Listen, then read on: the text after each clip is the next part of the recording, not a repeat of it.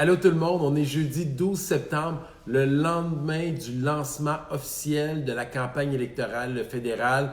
Les gens qui ont suivi l'actualité, parce que Dieu sait que dans les émissions, ils en ont beaucoup parlé. C'est ça, une campagne électorale, vous allez être bombardé d'informations. En même temps, c'est important parce que ça vous permet de prendre une bonne décision.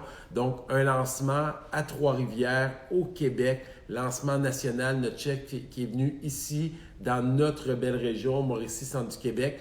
Pourquoi au Québec ce lancement? Combien de médias nous ont posé la question? C'est simple, le Québec est important. Le Québec est la plaque névralgique de la prochaine campagne électorale qui va sûrement décider du prochain gouvernement. C'est une opportunité en or pour nous, les conservateurs, les bleus, les gens qui veulent une meilleure gestion des finances publiques, qui veulent que le gouvernement redonne plus d'argent dans les poches. Je dirais plutôt, aille moins chercher d'argent dans les poches des contribuables et en laisse le maximum dans leurs poches. Un gouvernement qui va travailler pour les gens et non pas demander aux gens de travailler pour le gouvernement. Alors, notre chef le fait au Québec, à Trois-Rivières.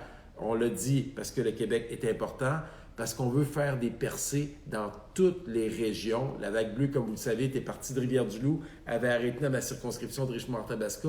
Là, on veut la faire grandir en continuant autour du Lac-Saint-Jean avec la belle victoire de Richard Martel.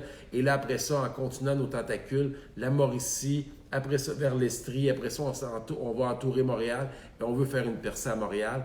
Donc, on va travailler très fort et naturellement avec Yves Lévesque, un homme travaillant, déterminé, qui nous a fait un speech, un discours inspirant à tous les candidats. Il y avait beaucoup de monde. On était au port de Trois-Rivières, dans un endroit magnifique. Le ciel était bleu. Alors, tout était là.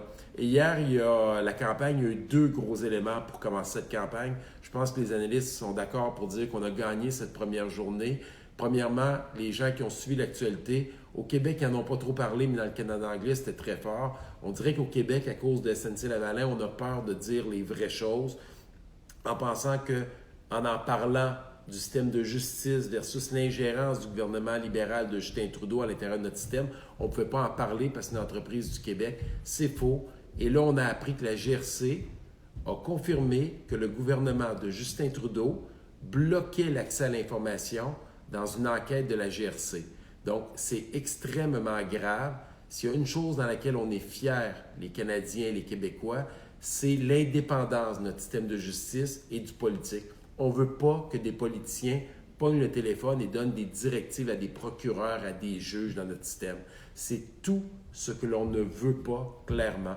Donc, ça, c'était la première grosse nouvelle. La deuxième, c'est la sortie de François Legault sur le projet de loi 21 qui a demandé aux partis qui avaient une chance de gouverner, je tiens à spécifier ce qu'il a mentionné, qui avait une chance de gouverner, j'exclus le bloc, vous comprenez, de se commettre maintenant pour assurer qu'il n'y aura pas de contestation au fédéral.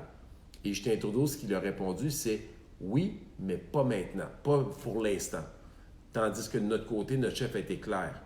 Le gouvernement conservateur qui serait élu le 21 octobre ne contesterait pas une loi qui a été passée par le gouvernement du Québec, le gouvernement de la CAQ, une loi qui a demandé que la laïcité soit incluse sans signe religieux dans l'État. Je n'ai pas besoin d'en reparler tout ça. C'est un sujet qui était délicat, qui était chaud, mais c'est à la base même de la légitimité de l'Assemblée nationale.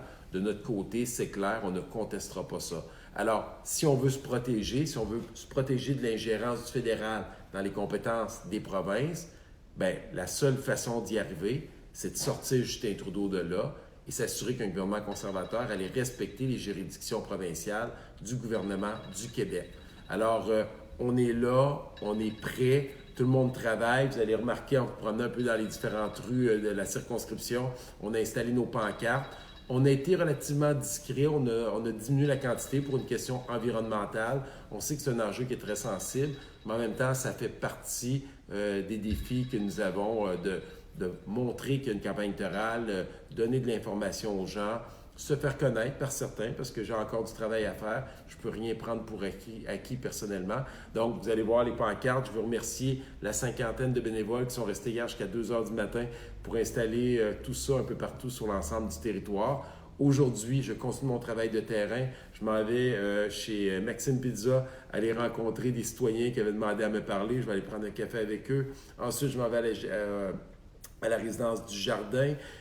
J'ai à Warwick par la suite, on s'en va visiter l'entreprise Pépin, alors sur la rue Saint-Louis, si je ne me trompe pas.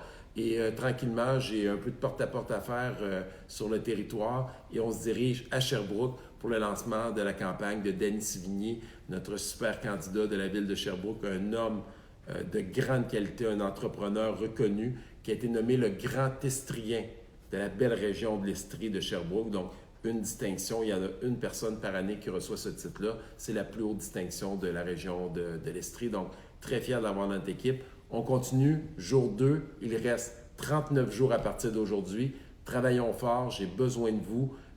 Ici dans ma circonscription, mais aussi partout au Québec. Si vous n'êtes pas de Richemont-Tabasca, vous connaissez, vous avez le goût de vous impliquer, appelez votre candidat. Toute l'information est sur le web. Cliquez le nom de la circonscription, allez sur le site du directeur des élections, allez sur le site du Parti conservateur. Au pire, écrivez-moi et quelqu'un de mon équipe va s'assurer de vous répondre ou moi-même si j'ai le temps.